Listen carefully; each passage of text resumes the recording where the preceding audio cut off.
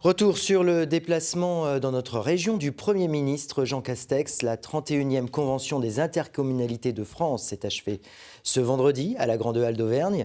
Le Premier ministre est venu à la rencontre des élus pour clore cette convention, des élus qu'il place au cœur de la relance. Julien Théier, Alfonso Martinez.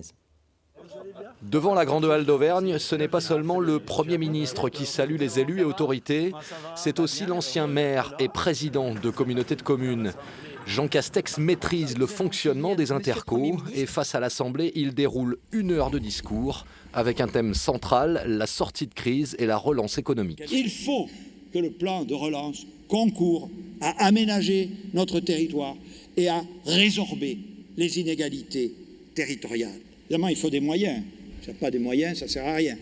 Mais c'est au service d'une ambition et du développement de territoires dans le cadre de bassins de vie, dans le cadre d'organisations correspondant à la vie de nos concitoyens. Les élus des intercommunalités sont donc appelés à jouer un rôle moteur dans la reprise économique. Des grandes métropoles aux communes rurales, les élus travaillent depuis 1 an sur des contrats de relance et de transition écologique. Jean Castex parle croissance, investissement. Les acteurs de terrain réclament du concret.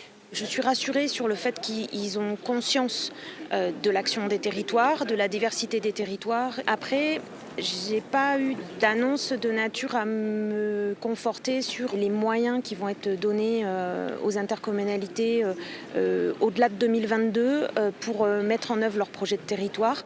Malgré les élections programmées l'an prochain, les élus réclament une vision à long terme pour mener les projets à bien. C'est l'un des points clés du manifeste aux candidats et candidates à la présidentielle, présenté par Intercommunalités de France lors de cette convention.